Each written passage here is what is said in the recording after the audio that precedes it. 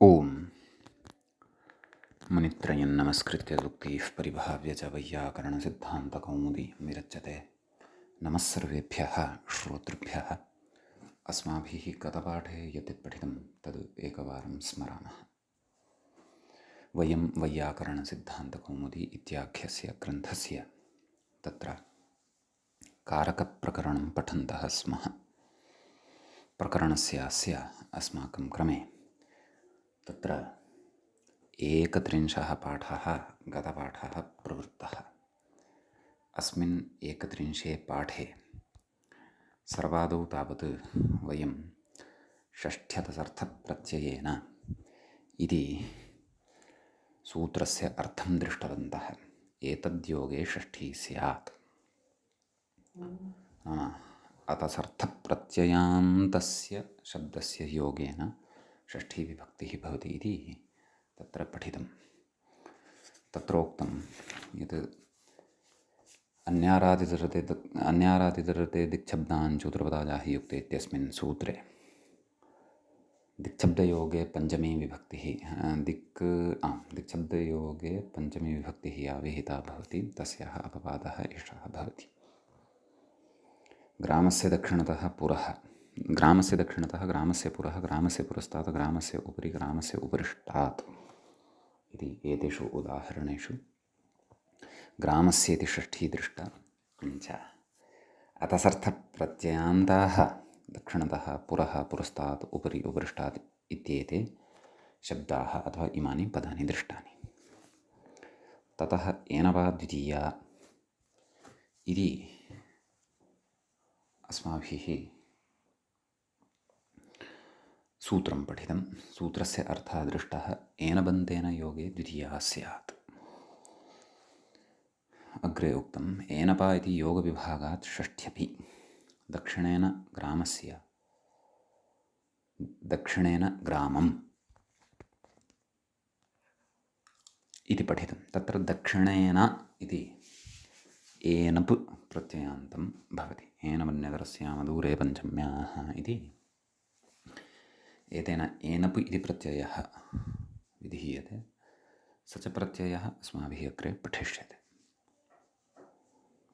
ततः दूरान्तिकार्थैः षष्ठ्यन्यतरस्याम् इति सूत्रम् अस्माभिः पठितम्। एतैः योगे षष्ठी स्यात् पञ्चमी च इति सूत्रस्य अर्थः दृष्टः। दूरं निकटं ग्रामस्य ग्रामाद्वा इति अर्थः दृष्टः। इति इमानि उदाहरणानि दृष्टानि। ततः ज्ञो विदर्थस्य करणे इति सूत्रं पठितं। सूत्रस्य अर्थः दृष्टः। यत् जानातेः अज्ञानार्थस्य करणे शेषत्वेन विवक्षिते षष्ठी विभक्तिः भवति इति। सर्पिषः ज्ञानम् इति उदाहरणं पठितं।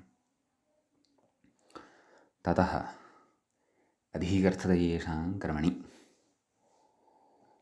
इति सूत्रं पठितं। येषां कर्मणि शेषे षष्ठी स्यात्। मातुः स्मरणं सर्पिषः दयनं सर्पिषः ईशनं वा इति इमानि उदाहरणानि अत्र दृष्टानि। तदनन्तरं क्रियः प्रतियत्ने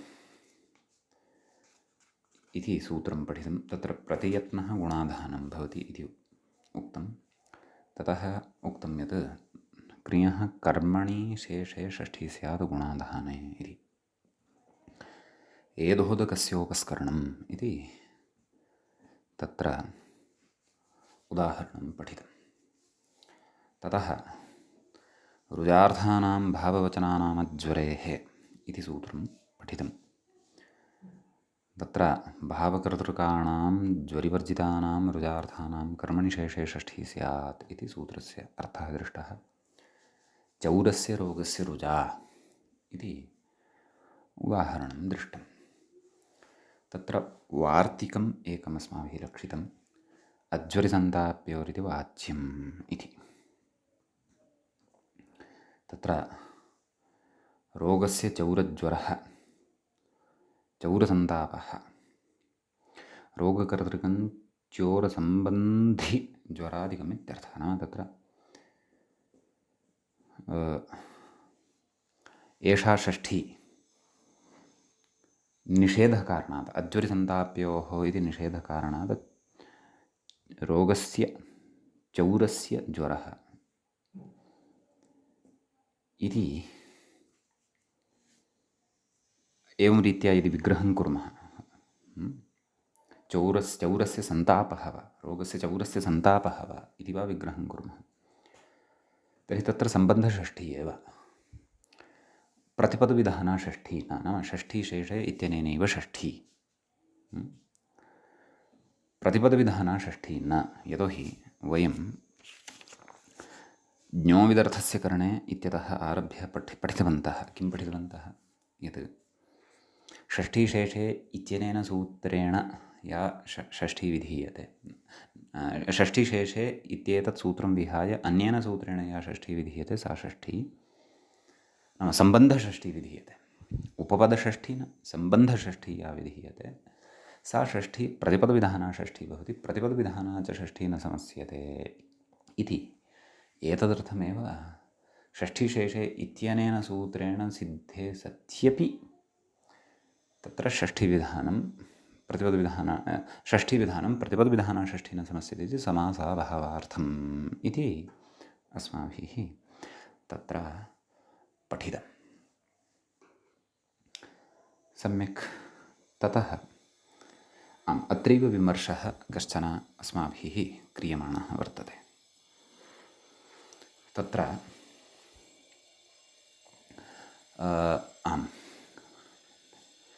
गतपाठस्य अन्ते व्याख्यायाः पङ्क्तयः इत्थमासन्।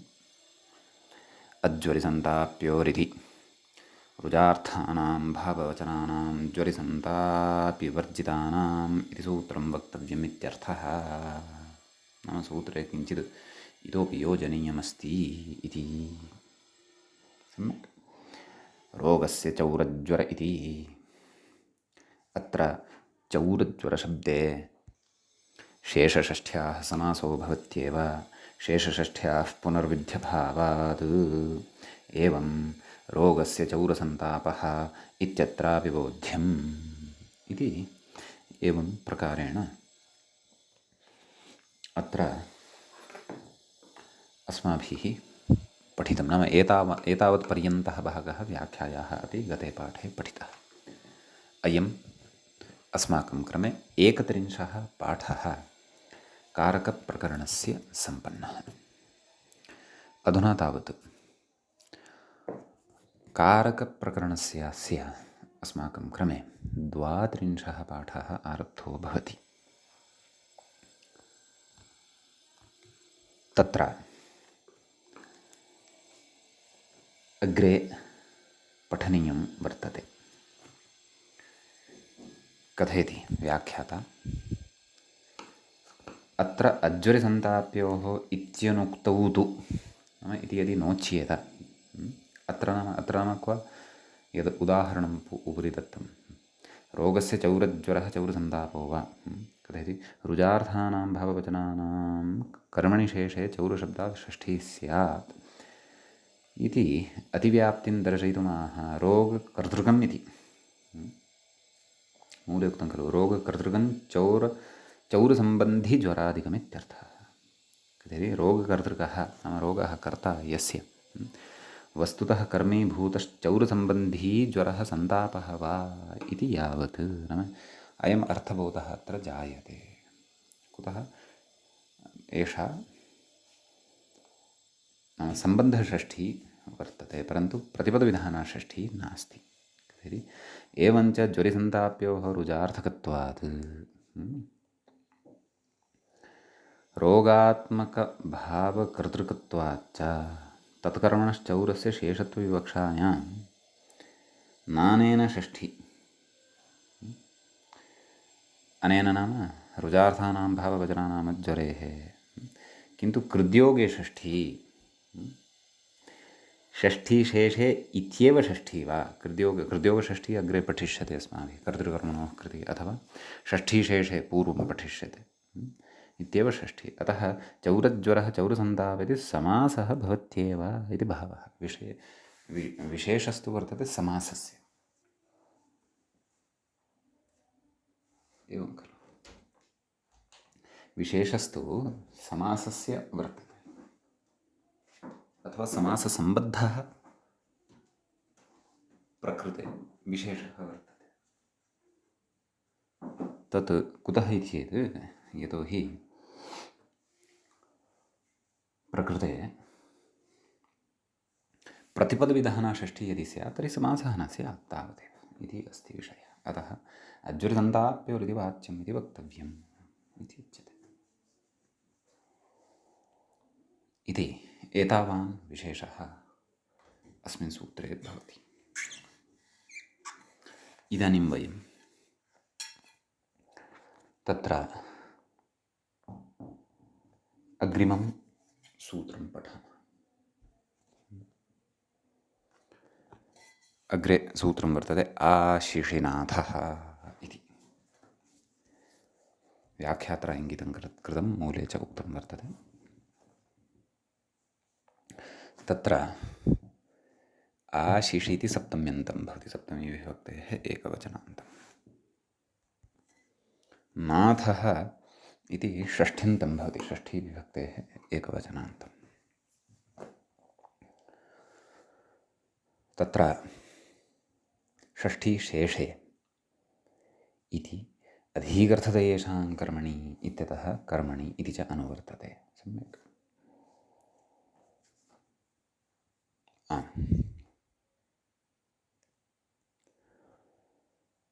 अग्रे उच्यते, व्याख्यात्र उच्यते शेषे नाम षष्ठीशेषे इत्यतः। षष्ठी इत्येतु अस्ति एव, कर्मणि इति च अनुवर्तते। कर्मणि कुतः उक्तम्? अधिकर्थतयेषां कर्मणि इत्यतः। तदाह आशिरर्थस्येति मूले सूत्रार्थः अवलोक्यताम्। आशिरर्थस्य नाथतेः नाम नाथधातुः तादृशः यस्य आशीः अर्थः भवति, आशीः इति अर्थः भवति। शेषे कर्मणि षष्ठी स्यात् इति कथयति। इदमपि समासावभावार्थमेव नाम षष्ठीशेषे इत्यनेनैव सिद्धे पुनः समासविधानं प्रतिपदविधानकोटौ अस्याः षष्ठ्याः अन्तर्भावार्थं। तेन प्रतिपदविधानषष्ठी न समस्यते इति वक्ष्यमाणस्य वचनस्य प्रवृत्तिः भवति, समासः न भवति इति भावः। अन्यथा सर्पिः नाथनमिति समासः स्यात्, अनिष्टता च स्यात् इति भावः। सम्यक्। ततः सर्पिषो नाथनं, मूले उदाहरणं दत्तं खलु। सर्पिषः नाथनं नाम घृतसम्बन्धी या इच्छा वर्तते, घृतसम्बन्धिनी या इच्छा वर्तते, तदर्थम् आशीर्वादः। कथयति इदं मे भूयात् इति इच्छा आशासनम्। एवं खलु, इदं मे भूयात् एतादृशी इच्छा आशासनं भवति, तदेव आशीः नाथतेः अर्थः। नाम तादृशं तदेव आशासनम् इति आशीः भवति, तच्च नाथतेः नाम नाथृ इति धातोः अर्थः भवति इति भावः। एवं खलु। सर्पिषः नाथनं नाम तव घृतं भवतु अथवा घृतेन परिपूर्णता भवतु। पुरा एवं सामर्थ्यं पश्यन्ति स्म, यस्य गृहे घृताधिक्यं भवति, क्षीरं भवति, घृतं भवति, दधि भवति, एतादृशानां प्राचुर्यं भवति पदार्थानां, तद् गृहं सम्पन्नं गृहं वर्तते इति चिन्त्यते स्म। अतः तत्र पुरा इत्थमपि पश्यन्ति स्म, नाम यदा कन्या देया अस्ति, कन्यादानं कर्तव्यं वर्तते, तर्हि तस्य गृहस्य परिशीलनं कर्तव्यं, तर्हि कथं कर्तव्यं? तर्हि तत्र एवं वदन्ति स्म वृद्धाः, सर्वादौ तत्र पश्यन्ति स्म कति शुनकाः सन्ति गृहे एवं खलु, अथवा कति मार्जालाः गृहे वर्तन्ते यावन्तः अधिकाः शुनकाः गृहे भवन्ति, यावन्तः अधिकाः वा मार्जालाः गृहे भवन्ति, तदा ज्ञायते स्म, ओह् इदं गृहं समर्थं गृहं वर्तते। कुतः? नाम एतेषां सविधे शुनकेभ्यः तक्रं, मार्जालेभ्यः क्षीरम्, अथवा शुनकेभ्यः अपि क्षीरम्, एतादृशाः पदार्थाः प्राचुर्येण अत्र वर्तन्ते, येन शुनकाः अपि बिडालाः अपि पुष्टाः वर्तन्ते, किमुत मानवाः। अतः पुष्टमिदं गृहं। यद्यपि अधुना न सः कालः, अधुना तु विपरीतः कालः। अधुना तु गृहे गावः, महिष्यः वा अथवा तथा तादृश अथवा पशुपालनं दृश्यते चेत् सुतराम् अत्र कन्या न देया, अन्यथा नष्टमेव भविष्यं स्यात् इति कालः अधुना समायातः वर्तते। अस्तु, सः भिन्नः विषयः। तदैव घृतमपि, नाम ओह् भवान् घृतवान् भूयात्, नाम तावत् सम्पन्नता तव गृहे स्यात्, नाम घृतस्य गृहे स्थितिः अथवा घृतस्य गृहे उत्पत्तिः तथा मुख्या भवति स्म इति भावः। सम्यक्। अग्रे कथयति, वस्तुतः सर्पिस्सम्बन्धी, सर्पिः नाम घृतम्, आशासनमित्यर्थः इति तत्र उदाहरणस्य अर्थः उक्तः। मूले कथयति, आशिषि इति किं माणवकनाथनम् इति कथयति। आशिषि इति कुतः उच्यते? एवं खलु, तर्हि तत्र उच्यते माणवकनाथनम् इति, नाम अत्र आशीर्वादार्थः नास्ति, अत्र भिन्नार्थः वर्तते। नाम कथयति, कोऽर्थः अस्ति? कथयति, तत्सम्बन्धिनी याच्ञा इत्यर्थः।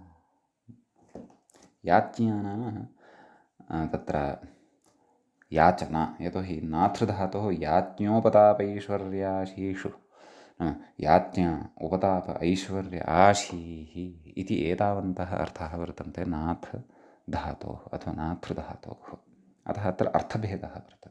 आशीर्वादार्थे एव नाथधातोः यत्कर्म वर्तते तस्य कर्मणः शेषे षष्ठीविभक्तिः भवति, तस्मिन् कर्मणि शेषे षष्ठीविभक्तिः भवति इत्युच्यते। सम्यक्। अतः नाम माणवकनाथनम् इत्यत्र एतेन षष्ठी न भवति, अतः प्रतिपदविधानषष्ठी अपि एषा न भवति, अतः प्रतिपदविधानषष्ठी न समस्यते इति निषेधोऽप्यत्र नैव प्रवर्तते इति भावः। समीचीनं। ततः अग्रिमं सूत्रम्, अस्मिन् सूत्रे एतावानेव विशेषः सम्पन्नः। अग्रे सूत्रं वर्तते, तत् पठनीयं वर्तते। व्याख्याता इङ्गितं करोति, जासिनि मूले द्रष्टव्यं, जासिनि प्रहणनाटक्राथपिषां हिंसायाम् इत्यस्ति। तत्र जासिनि प्रहणनाटक्राथपिषाम् इति षष्ठीविभक्तिः भवति, षष्ठीविभक्तेः बहुवचनं भवति। हिंसायाम् इति च सप्तम्यन्तं भवति, सप्तमीविभक्तेः एकवचनान्तं भवति। सम्यक्। प्रकृते षष्ठीशेषे इति सूत्रमनुवर्तते। अधीकर्थते येषां कर्मणि इत्यतः कर्मणि इति च अनुवर्तते। किं कथयति व्याख्याता? न, अस्तु, ततः पूर्वमत्र पदच्छेदमपि पश्यामः। तत्र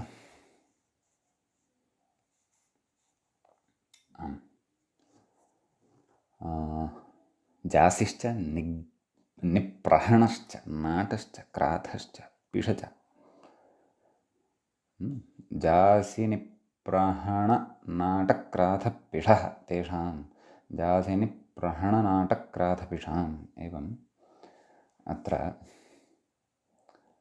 षष्ठीविभक्तिः भवति, षष्ठीविभक्तेः बहुवचनं भवति। हिंसायाम् इति सप्तमी वर्तते, सप्तमीविभक्तेः एकवचनं वर्तते। सम्यक्। ततः अग्रे सूत्रं वर्तते, क्षन्तव्यः, प्रकृते किं कथयति व्याख्याता? सूत्रार्थः द्रष्टव्यः वर्तते। कथयति कर्मणि शेषे इत्यनुवर्तते। अस्तु, तदुक्तमेव। तदाह हिंसार्थानाम् इत्यादिना। हिंसार्थानां नैव हिंसार्थानाम् इति नास्ति खलु मूले मूले तु हिंसायाम् इत्येव वर्तते। अस्तु सूत्रार्थं पश्यामः। मूले हिंसार्थानाम् येषां नाम के नाम ये धातवः अत्र परिगणिताः वर्तन्ते सूत्रे, तान् परिगणयिष्यति अग्रे व्याख्याता। हिंसार्थानाम् येषां शेषे कर्मणि षष्ठी स्यात्, नाम शेषे कर्मणि षष्ठी विभक्तिः भवति। चौरस्य उज्जासनम् इति। अस्तु उदाहरणं पश्चादस्ति, व्याख्याता किं कथयति तत् पश्यामः। इदमपि समासाभावार्थमेव, नाम तदेव तद् प्रयोजनमादौ स्पष्टं कुर्वन्नस्ति व्याख्याता। नाम प्रकृते तत्र तन्नाम षष्ठीशेषे इत्यनेनैव षष्ठी सिद्धा भवति। तर्हि एतेन षष्ठी कुतः इति चेत् प्रतिपदविधानषष्ठीकोटौ समावेशनार्थं। तस्य फलं किं? प्रतिपदविधानषष्ठी न समस्यते, नाम समासः न भवति अत्र षष्ठ्यन्तस्य समर्थेन इति भावः। कथयति इदमपि समासाभावार्थम् अग्रे कथयति चौरस्य उज्यासनम् इति। तर्हि जासि इत्युक्तं खलु मूले, अत्र मूलतः कथयति जसु ताडने जसु हिंसायाम् इति चुरादौ, नाम एतद्धातुद्वयं चुरादिगणे पठ्यते। कथयति च अग्रे वस्तुतः कर्मीभूतचौरसम्बन्धिनी हिंसा इत्यर्थः इति कथयति। एवं खलु इति अर्थो भवति। चौरस्य उज्जासनं नाम चौरस्य हिंसा इति भावः। चौरः कर्म भूतः अत्र वर्तते। कथयति जसुमोक्षणे इति दैवादिकस्य तु न ग्रहणं, नाम दैवादिकः अत्र न गृह्यते। हिंसार्थत्वाभावात् जासीति निर्देशात् च, नाम तस्य हिंसार्थत्वं न भवति। जासीति निर्देशात् च प्रकृते चौरादिकः एव धातुः गृह्यते इति। नाम स्वार्थेणिच् वर्तते। स्वार्थेणिचि सति जासि इति धातुः सम्पद्यते। शुद्धः धातुः तु जस् अर्थात् उदित् भवति धातुः जस् इति अवशिष्यते। ततः णिचि सति जासि इति भवति इति भावः। अग्रे कथयति निप्राविति मूले निप्रौ संहतौ विपर्यस्तौ व्यस्तौ वा एवं खलु अस्य कोऽर्थः? इदानीम् अग्रे सूत्रे कः विषयः अस्ति? निप्रहण इति अस्ति। निप्रहणम् इत्यस्ति खलु, तद्विषये कथयति। निप्रौ नाम नि अपि च प्र इति उपसर्गः यः वर्तते अथवा प्रादीयौ वर्तेते, तौ संहतौ विपर्यस्तौ व्यस्तौ वा। नाम प्रकृते हन् धातुः अस्ति, सः नि प्र इत्येतद् उपसर्गद्वयपूर्वकतयापि उदाहरणे गृहीष्यते। विपर्यस्तौ क्वचित् प्र इति पूर्वं नि इति अनन्तरं प्रनि हन् इत्येवमपि उदाहरणे गृहीष्यते। व्यस्तौ वा क्वचित् केवलः नि इत्येव, क्वचित् केवलः प्र इत्येव इति भावः। सम्यक् कथयति। तदुदाहरणेषु अग्रे स्फुटीभविष्यति। व्याख्याता कथयति निप्रहणेति निपूर्वस्य हन् धातोः निर्देशः क्व सूत्रे। सम्यक् तत्र कथयति तत्र निप्र इत्येतौ समस्तौ गृह्येते, प्रणीत्येवं व्युत्क्रमेण च गृह्येते, प्रेति नीति च पृथगपि गृह्येते। कुतः? व्याख्यानादित्यर्थः। व्याख्यानं च लक्ष्यानुरोधेन क्रियते। एवं खलु। अग्रे कथयति समस्तावुदाहरति इति। नाम समस्तौ नाम निप्र इत्येतौ समस्तौ यदा हन् धातोः पूर्वं भवतः तत्र उदाहरति। चौरस्य निप्रहणम् इति मूले उक्तं खलु। चौरस्य निप्रहणं, प्रणिहननं, निहननं, प्रहणनं कथयति। व्याख्याता एकैकं कथयन् अस्ति। वस्तुतः कर्मीभूतचौरसम्बन्धी हननम् इत्यर्थः। नाम चौरस्य हननम् इति भावः। कथयति हन्तेरत्पूर्वस्य इति णत्वम् इदं च सूत्रम् अस्माभिः पूर्वं विस्तरेण पठितमेव। सम्यक्। ततः कथयति विपर्यस्तौ उदाहरति। नाम पूर्वं तु प्रपूर्वमासीत्, नि पश्चादासीत्, अधुना नि पूर्वमस्ति पश्चादस्ति। नैव पूर्वं नि पूर्वमासीत् अनन्तरमासीत्, अधुना प्रपूर्वमस्ति नि अनन्तरम् अस्ति। एवं खलु। अतः चौरस्य प्रणिहननम् इति उक्तं खलु। व्याख्याता कथयति प्रणिहननम् इति नेर्गदनदपद इति सूत्रमग्रे पठिष्यते एकम् इति णत्वं, तेन णत्वं भवति। हन्तेर्नकारस्य णत्वं तत्र निप् किमस्ति प्रणिहननम् इत्यत्र हन् धातोः यः नकारः तस्य तु णत्वं न भवति। कुतः? अटुवाङ् व्यवायेर् इति नियमः नकारस्य तदनन्तर्भावात्, तस्मिन् अनन्तर्भावात् इति। एवं खलु।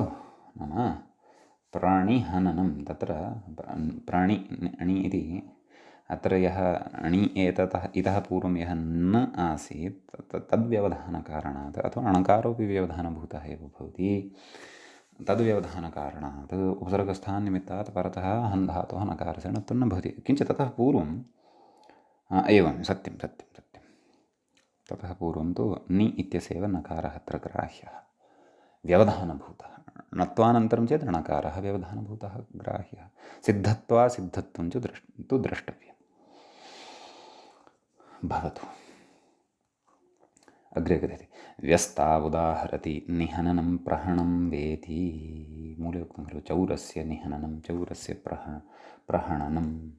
कथयति निमित्ताभावात् निहननम् इत्यत्र हन्तेरत्पूर्वस्य इति णत्वं न निमित्तमेव नास्ति, तर्हि कथं वा अत्र णत्वं वक्तुं शक्यते?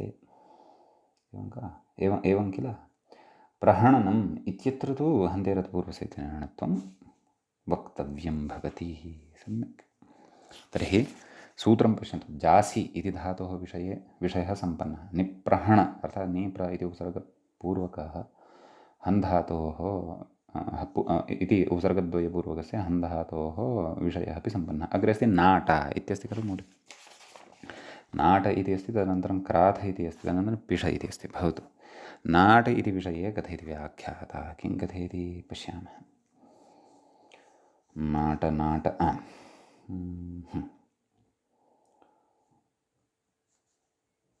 चुरादिरिति किमुक्तं मूले? उक्तं खलु नट अवस्कन्दने चुरादिः, नाम अवस्कन्दनार्थः अयं धातुः नट इति, परन्तु चुरादिगणस्थः वर्तते। कथयति नटनृत्तौ इति न गृह्यते, नाम चौरादिकः एव गृह्यते। कुतः न गृह्यते? नाटेति दीर्घोच्चारणादिति भावः।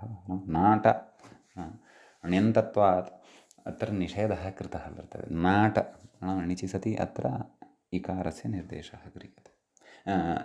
णिचि सति अतोपधायाः इत्यनेन उपधावृद्धिः भवति इति भावः। तस्य च अदन्तत्वेन निर्देशः कृतः वर्तते। अस्ति एषः चौरादिक एव। चौरस्य नाटनं व्याख्याता कथयति उपसर्गवशान् नाटेर्हिंसायां प्रवृत्तिरिति भावः। यद्यपि धातोः अस्य अर्थः कः उक्तः मूले अवस्कन्दनम् इत्यर्थः उक्तः, तर्हि अत्र तदेव चौरस्य उन्नाटनं क्षन्तव्यः। नाटनमिति नास्ति मूले, चौरस्य उन्नाटनम् इत्यस्ति। उपसर्गसामर्थ्यात् प्रकृते अस्य धातोः हिंसार्थः उच्यते इति भावः। अतः अत्रापि समासः न भवति, यतोहि प्रतिपदविधाना षष्ठी एषा वर्तते। अतः अग्रे उच्यते चौरस्य क्राथनम् इति। तत्र चौरस्य इति षष्ठी भवति, क्राथनम् इति च तत्र तन्नाम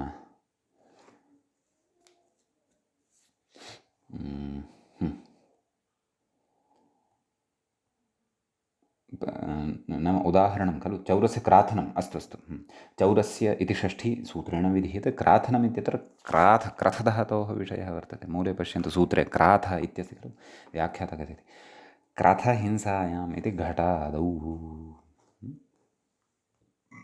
तच्च तिङन्तेषु पठिष्यते अग्रे कथयति घटादयो मितः इति तस्य मित्व्येऽपि मितां ह्रस्वः इति न भवति इह दीर्घनिपातना नाम क्रतहिंसायाम् इति घटादौ पठ्यते धातुः अग्रे तिङन्तेषु तत्र घटादयः ये भवन्ति ते मितः भवन्ति मित्वस्य मित्वारोपस्य फलं तत्र भवति मितां ह्रस्वः इति तन्न भवति कुतः न भवति दीर्घनिपातनात् दीर्घनिपातकारणात् इत्युच्यते ततः अग्रे उच्यते वृषलस्य पेषणम् इति तर्हि गतोदाहरणस्य अर्थः तु स्पष्टः एव चौरस्य क्राथनं तदेव प्रतिपदविधानं षष्ठी न समस्यते इत्यर्थं पुनः षष्ठीविधानं षष्ठीशेषे इत्यनेन सिद्धे अपि सम्यक् अग्रे उच्यते वृषलस्य पेषणम् इति इत्यस्ति तत्र पेषणम् अत्र धातुः भवति पिष्ल इति तस्य लुडन्तः अयं प्रयोगः भवति पेषणम् इति पिष्लु सञ्चूरणे इति लुदितधातुः भवति यथा गोधूमस्य पेषणं चूर्णं प्राप्नुमः पेषणं कृत्वा तद्वत् अत्र परन्तु अत्र सञ्चूर्णं नाम हिंसार्थविशेषः अयं धातुः हिंसार्थकः अपि भवति धातूनाम् अनेकार्थत्वात् एवं खलु वृषलः नाम शूद्रविशेषः कर्मकरविशेषो तस्य हिंसा अथवा अन्यस्यापि कस्यापि भवितुमर्हति ब्राह्मणस्य पेषणं क्षत्रियस्य पेषणं शत्रोः पेषणं किमपि उदाहरणं तु शक्यते क्लेशो नास्ति समीचीनं मूले प्रत्युदाहरणं दत्तं हिंसायां किं धानापेषणम् एवं खलु अत्र हिंसार्थः नास्ति अत्र तु पेषणं क्रियते नाम धाना या वर्तते तस्याः पेषणं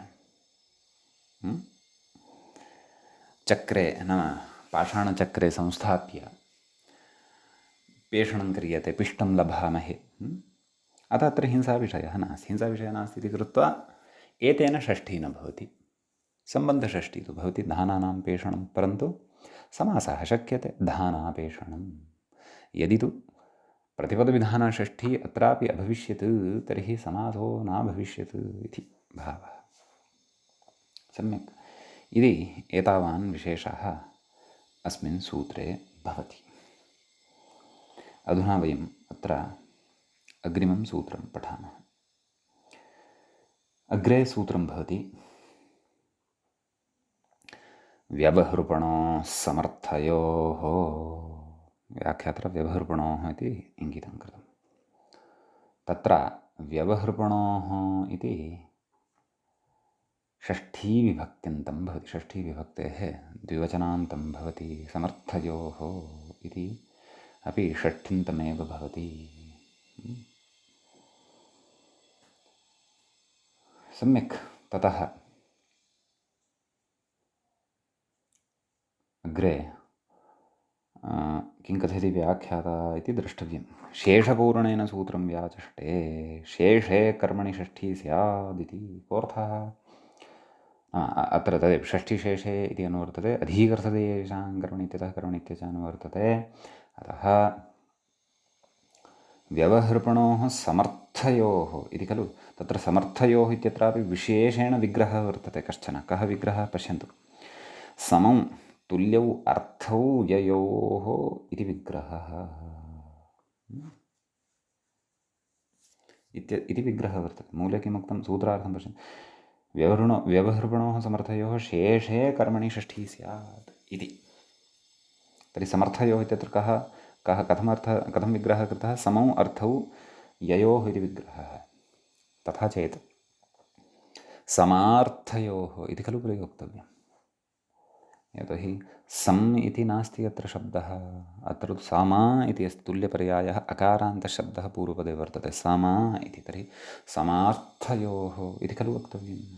इति चेत् तथा न, प्रकृते सम अर्थ इत्येव वर्तते, परन्तु पररूपम् अत्र भवति। पररूपविधानाय युक्तिं दर्शयति अग्रे व्याख्याता किं शकन्ध्वादित्वात् पररूपम् इदं च वार्तिकम् अस्माभिः पूर्वं पठितमेव वर्तते। एवं खलु। कोऽर्थः इतोपि स्पष्टीकुर्वन् अस्ति व्याख्याता। एकार्थकस्य व्यवपूर्वकहृञधातोः पणधातोश्च कर्मणि शेषत्वेन विवक्षिते षष्ठी स्यादित्यर्थः। तत्र समानार्थकः यः वि अपि च अवपूर्वकः यः हृधातुः, एवमेव समानार्थकः यः वि अपि च अवपूर्वकः पणधातुः, तस्य कर्मणि शेषत्वेन विवक्षिते सति अतः शेषविवक्षायां षष्ठी भवति इति उदाहरणे स्फुटीभविष्यति। व्याख्याता कथयति ननु पणव्यवहारे स्तुतौ च इति पणधातुः स्तुतावपि वर्तते, न तु व्यवहारे एव। तत् कथम् अनयोः एकार्थकत्वम् वा न वा? तर्हि अनयोः द्वयोः धात्वोः एकार्थकत्वं कथं कथयति? द्यूत इति मूले पश्यन्तु। द्यूते क्रयविक्रयव्यवहारे च अनयोः तुल्यार्थता इति कथयति। द्यूते अक्षैः क्रीडने क्रयविक्रयविषयकमूलसंवादे च अनयोः नाम कयोः? व्यवहृपणोरेकार्थकत्वमिति अर्थः अत्र असंहिता वारणीया। व्यवहृपणोः एकार्थकत्वम् इति अर्थः इत्युच्यते। तथा च एतादृशव्यवहारार्थकयोः इति फलति इति भावः। एवं खलु। नाम तस्मिन् प्रसङ्गे एव अनयोः कर्मणि षष्ठीविभक्तिः भवति यत्र अनयोः द्वयोः अर्थः समानः स्यात् वा न वा इत्यस्ति अर्थः। तद् उदाहरणे प्रत्युदाहरणे च इतोपि स्फुटीभविष्यति विषयः। तत्र मूले उक्तं द्यूत इति उदाहरणं त्यक्तम् अस्माभिः खलु, नैव उक्तमेव खलु किं द्यूते व्यवहारे च अनयोः तुल्यता। अस्तु सम्यक् अस्तु। अधुना उदाहरणं द्रष्टव्यं। शतस्य व्यवहरणं पणनं वेति इत्यस्ति। तत्र द्यूतव्यवहारेण क्रयविक्रयव्यवहारेण वा गृह्णाति इत्यर्थः। शतस्य व्यवहरणं पणनं वा तत्र गृह्णाति इति नैव, शतस्य व्यवहरणं पणनं वा इत्यनयोः द्वयोः अर्थः शतस्य नाम द्यूतव्यवहारेण अर्थात् अथवा क्रयविक्रयव्यवहारेण गृह्णाति इति अर्थः अत्र भवति इति भावः। सम्यक्। अग्रे कथयति केवलव्यवहारार्थकत्वे अकर्मकत्वापादात् इति। नाम केवलव्यवहारार्थकत्वमेव यदि यत्र स्यात् तर्हि तु अकर्मकत्वं स्यात्। नाम केवले व्यवहारार्थकत्वे एव सति अकर्मकत्वं स्यात्, तेन कर्मणि षष्ठी इति नोपपद्येत इति भावः। कथयति तथा च वस्तुतः कर्मीभूतशतसम्बन्धी अक्षक्रीडनेन ग्रहणं क्रयविक्रयविषयकमूल्यसंवादेन ग्रहणं वा इत्यर्थः इति अर्थः अत्र फलितो भवति इति भावः। सम्यक्। इति तु उदाहरणम्। अधुना दलप्रयोजनं कथयति समर्थयोः किं व्यवहारार्थकयोः इति किमर्थमित्यर्थः इत्युच्यते। व्यवहारार्थकयोः इति कुतः उच्यते? शलाका व्यवहार इति कथयति प्रत्युदाहरणे व्यवहर्तेर्न व्यवहारार्थकत्वम् इत्याह। गणनेत्यर्थ इति गणना इत्यर्थः, शलाकाव्यवहारः नाम गणना इति अर्थो भवति। ब्राह्मणपणनं स्तुतिरित्यर्थः।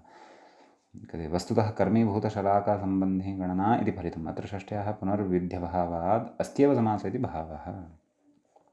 ब्राह्मणपणनमिति पणतेः प्रत्युदाहरणं, पणधातोः इदं प्रत्युदाहरणं वर्तते। अत्र पणिर्न व्यवहारार्थः इति इत्यतः आह स्तुतिः इत्यर्थः इति। वस्तुतः कर्मीभूतब्राह्मणसम्बन्धिनी स्तुतिरित्यर्थः। अत्रापि अस्त्येव समासः इति भावः। अत्र इदम् अवधेयं, तत्र मया पूर्वं वि अपि च अव इत्यनयोः सम्बन्धः पण इत्यनेन सह अपि ज्ञापितः। तथा नास्ति। वि अपि च अव इत्यनयोः द्वयोः प्रयोगः हृ इति धातुनैव भविष्यति। अतः उदाहरणमपि पश्यन्तु। शतस्य व्यवहरणं पणनं वा इत्युक्तम्। अपि च समानः अर्थः ययोः इत्युक्तं खलु इति विग्रहकथनवेलायां कथितं खलु। तत्र नाम समौ तुल्यौ अर्थौ ययोः इत्युक्तं खलु। नाम तदेव तद् मूले उक्तं खलु। द्यूते क्रयविक्रयव्यवहारे च अनयोः तुल्यार्थता इति। एवं खलु। नाम वि अव उपसर्गपूर्वकः यः हृधातुः सः द्यूतार्थे अपि प्रयुज्यते, क्रयविक्रयव्यवहारार्थे अपि प्रयुज्यते। पणधातुः यः वर्तते सः अपि द्यूतार्थे अपि प्रयुज्यते, क्रयविक्रयव्यवहारार्थे अपि प्रयुज्यते इत्येतद् अर्थद्वये तुल्यार्थता, नाम समौ तुल्यौ अर्थौ ययौ इति भावः अत्र ग्राह्यः। सम्यक्। तदा अनयोः कर्मणि शेषे षष्ठी विभक्तिः भवति इति भावः। एवं खलु। तदेव समर्थयोः किम् इति प्रत्युदाहरणेन स्पष्टता जायते। शलाकाव्यवहारः गणना इत्यर्थः। नाम प्रकृते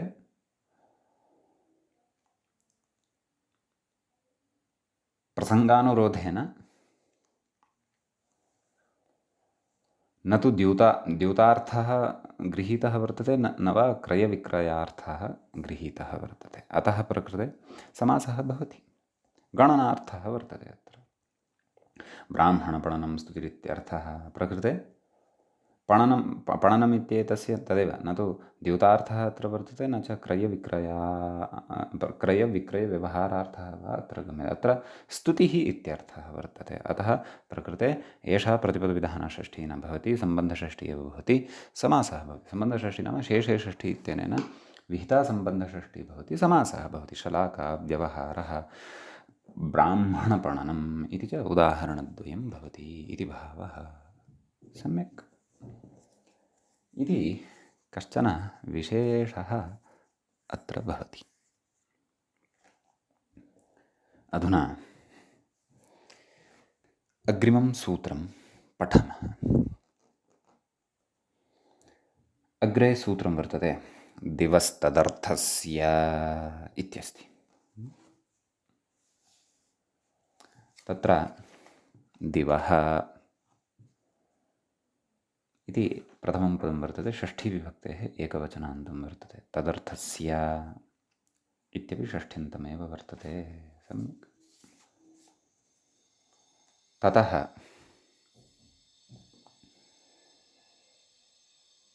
प्रकृते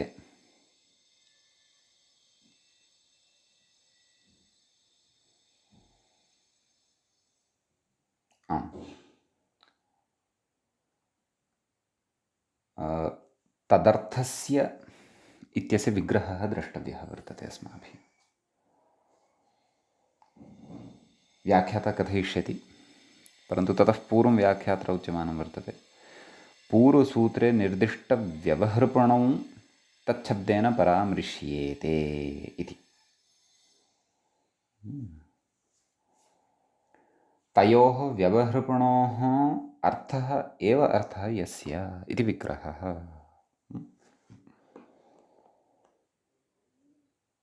इत्यस्ति।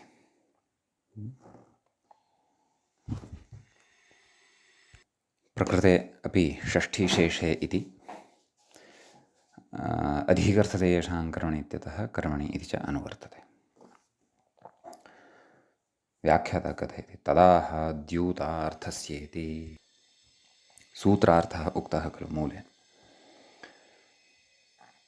द्यूतार्थस्य विक्रयरूपव्यवहारस्य च दिवः कर्मणि षष्ठी स्यात् इति।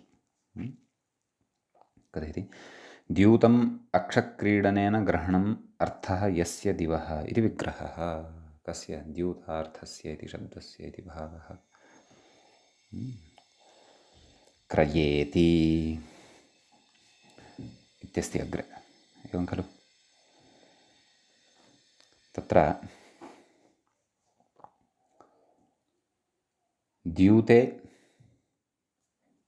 नैव मूले उक्तं खलु। आम् अस्तु, मूले आदौ उदाहरणमस्ति, तत्पश्चात् अग्रिमा चर्चा वर्तते। नैव द्यूतार्थस्येति आदौ अस्यैव विग्रहः उक्तः व्याख्यातरा। किं? द्यूतम् अक्षक्रीडनेन ग्रहणम् अर्थः यस्य दिवः इति विग्रहः। अतः किमुक्तं? द्यूतार्थस्य। ततः मूले सूत्रार्थे किमुक्तं? क्रयविक्रयरूपव्यवहारार्थस्य च। व्याख्याता तत्र कथयति क्रयविक्रयविषयकमूल्यसंवादः अर्थः यस्य दिवः इति बहुव्रीहिः। नाम सूत्रार्थे यत्पदं वर्तते, किं?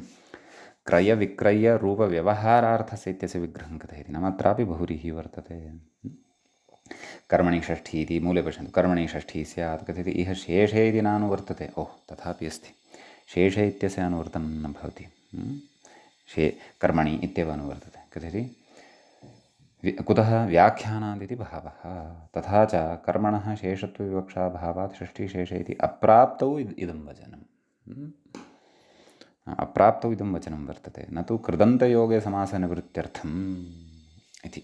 नाम कृदन्तयोगे समासनिवृत्तिः भवतु प्रतिपदविधानाषष्ठी न समस्यते इत्येतदर्थं तु न, अत्र प्राप्तिरेव नास्ति इत्युच्यते। तद्ध्वनयन्नुदाहरति शतस्य दीव्यति अस्ति खलु। कोऽर्थः? व्याख्याता कथयति शतम् अक्षक्रीडनेन क्रयविक्रयविषयकमूल्यसंवादेन वा गृह्णाति इत्यर्थः।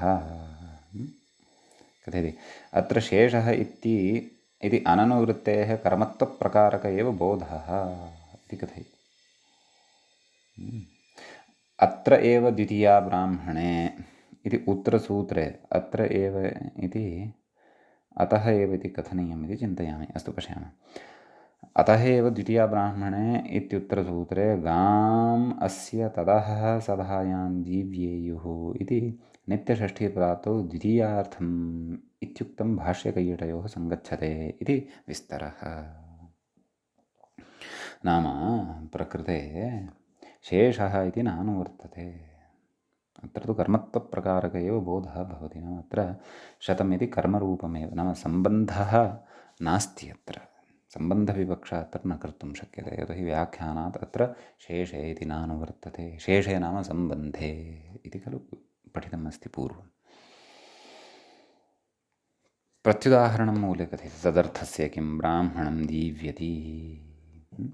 अत्र तदेव व्यवहृपणार्थः नास्ति, एवं खलु वा न वा? नाम प्रकृते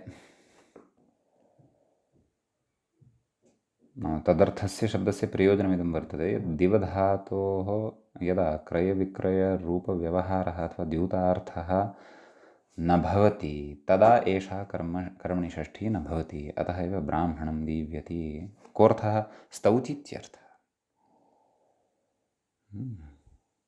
अतः एवं रीत्या अर्थभेदेन षष्ठी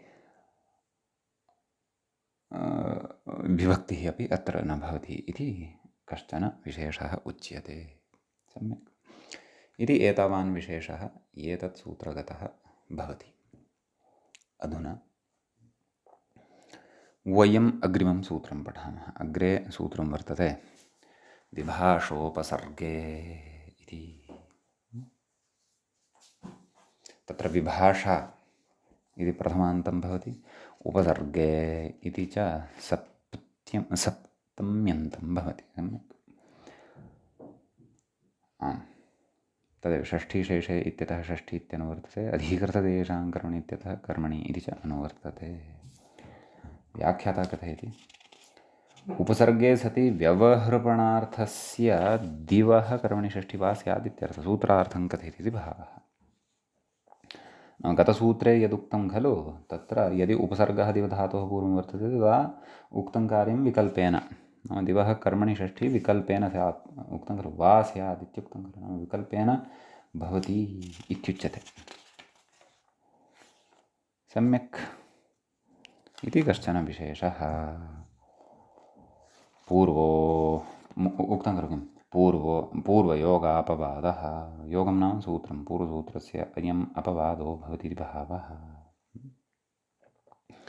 अतः प्रकृते आम्, तत्र शतस्य शतं वा प्रतिदीव्यति, कर्मणि विकल्पेन षष्ठी, अतः एकत्र षष्ठी भवति, अपरत्र कर्मणि द्वितीया भवति, तावदेव। शतस्य शतं वा प्रतिदीव्यति, प्रतीति उपसर्गः अत्र वर्तते। अतः इति कश्चन विशेषः। अस्तु, इदानीम् अग्रिमं सूत्रं पठामः। अग्रे सूत्रं वर्तते प्रेष्यब्रुवोर्हविषो देवतासम्प्रदाने इति। सूत्रस्य पदपरिचयः आदौ प्राप्तव्यः। प्रेष्यब्रुवोः इति षष्ठीविभक्तेः द्विवचनान्तं पदं भवति। हविषः इति षष्ठ्येकवचनं भवति। देवतासम्प्रदाने इति सप्तम्यन्तं पदं भवति। प्रेष्यश्च व्याख्याता कथयति, किं कथयति पश्यन्तु। इषगतौ दिवादिः स्यन्नन्तः उपसर्गवशात् प्रेरणे वर्तते। प्रेष्यब्रुवोः इत्यस्य विग्रहं कथयति व्याख्याता। प्रेष्यश्च ब्रूश्च तयोः इति विग्रहः। एवं खलु, देवतासम्प्रदायस्य सः तत् देवतासम्प्रदानं तस्मिन् देवतासम्प्रदाने इति विग्रहः। प्रकृते तदेव शेषे षष्ठीशेषे इत्यतः षष्ठी इत्यनुवर्तते, किञ्च अधिकर्तव्येषां कर्मणि इत्यतः कर्मणि इति च अनुवर्तते। अत्रापि शेषे इति नानुवर्तते इति कथयेत् कदाचित् व्याख्याता। अस्तु, कर्मण इति मूले सूत्रार्थः द्रष्टव्यः। देवतासम्प्रदानके अर्थे अत्र देवतासम्प्रदानके अर्थे, नाम अत्र पाठभेदः अस्ति। देवतासम्प्रदाने एवमपि अत्र पाठः वर्तते इति सम्पादकः कथयति। वर्तमानयोः प्रेष्यब्रुवोः कर्मणो हविषः, नाम कर्मणः हविषः वाचकात्, कर्मणः हविषः वाचकात् शब्दात् षष्ठी स्यात्, षष्ठीविभक्तिः भवति इति सूत्रस्य अर्थः। व्याख्याता कथयति कर्मण इति कथयति अधिकर्थते येषां कर्मणि इत्यतः कर्मणीत्यनुवृत्तं षष्ठ्या विपरिणम्यते इति भावः। हविष इति हविश्शब्दः न स्वरूपपरः, किन्तु हविर्विशेषवाचकशब्दपरः। कुतः व्याख्यानात्। तथा च इतोपि सरलीकृत्य कथयति सूत्रार्थं। देवतासम्प्रदानकक्रियावाचिनः प्रेष्यब्रुवोः कर्मीभूतो यो हविर्विशेषः तद्वाचकात् शब्दात् षष्ठीति फलितं। तद्वाचकात् शब्दात् षष्ठी विभक्तिः भवति इति फलितम् इति अर्थः अत्र लब्धो भवति। सम्यक् कथयति अत्रापि शेष इति नानुवर्तते व्याख्यानात् उक्तमेव। तथा च द्वितीयापवादोऽयं, द्वितीयायाः अपवादः एषः वर्तते। सम्यक् इति तु सूत्रार्थः। अधुना उदाहरणे विषयः इतोपि स्फुटीभविष्यति। सूत्रार्थं सरलतया कथयामि चेत् देवतायै समर्पणीयम् अथवा समर्पणार्थः गम्यमानः भवति तर्हि प्रेष्य नाम प्र उपसर्गपूर्वः इषधातुः वर्तते, अपि च भ्रू इति धातुः, भ्रू व्यक्तायां वाचो इति वाचि इति च यदि धातुः भवति तर्हि तेषां हविर्पदार्थवाचकं यत् कर्म भवति तत् कर्मणि षष्ठी विभक्तिः भवति इति भावः। सम्यक्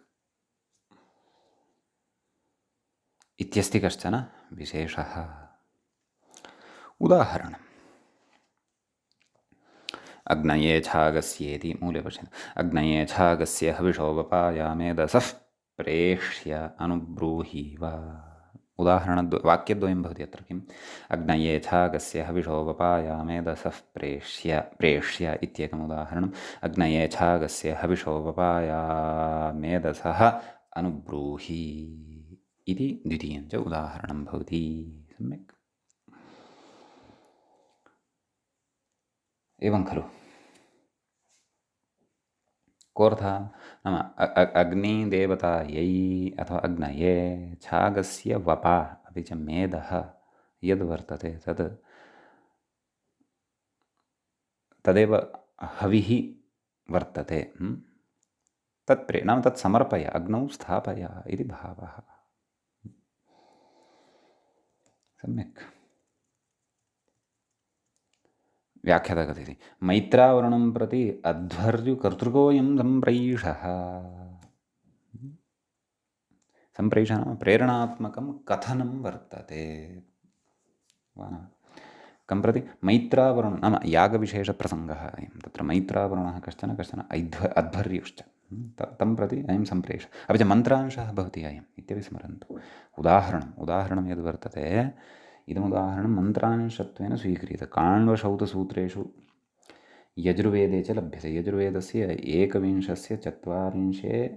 एकविंशस्य अध्यायस्य 40, 1, 2 च मन्त्रे एषा पङ्क्तिः लभ्यते, छागस्य वपायः इत्यादि।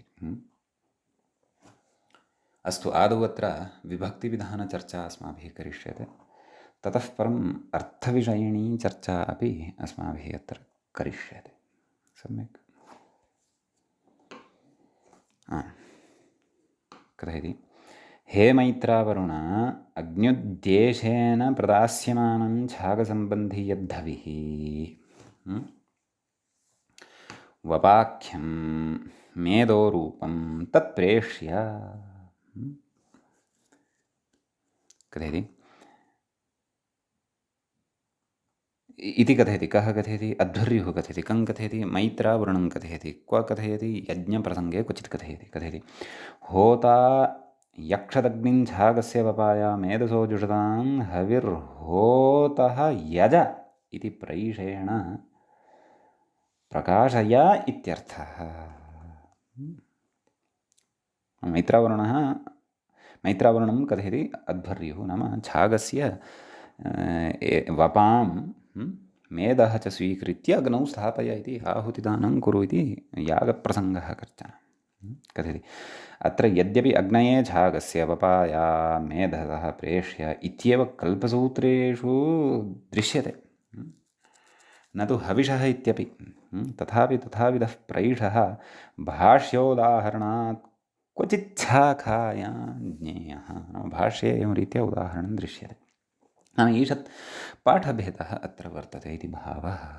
सम्यक् एवं खलु। अपि एवञ्च प्रकृते तदेव कर्मरूपः अत्र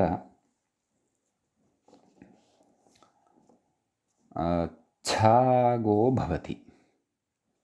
नैव हविर्वाचकः प्रकृते वपा मेदः हवि इति च भवति। छागशब्दे तु षष्ठी या वर्तते तदा सम्बन्धसामान्ये षष्ठी वर्तते। कर्मरूपाणि कानि वर्तन्ते अत्र? हविः, वपा, मेदः च। अत्र एषु शब्देषु एव प्रेष्य ब्रूरहविषो देवतासम्प्रदाने इत्यनेन षष्ठी विभक्तिः भवति। हविषः, उदाहरणे पश्यन्तु, हविषः ववायाः मेधसः प्रेष्य इति भावः। सम्यक्। इदानीम् अत्र व्याख्यात्रा कश्चन विषयः उच्यमानः वर्तते। किमुच्यते? तद्वयम् अग्रिमे पाठे पठिष्यामः। अद्यतनपाठः अत्रैव उपसंह्रियते। अग्रिमम् उदाहरणमपि अग्रिमपाठे एव द्रक्ष्यामः। मुनित्रयं नमस्कृत्य सूक्तिः परिभाव्य च वैयाकरणसिद्धान्तकौमुदीयं विरच्यते। एवञ्च कारकप्रकरणस्यास्य अस्माकं क्रमे 32 एषः पाठः सम्पन्नतां गतः। नमः सर्वेभ्यः श्रोतृभ्यः।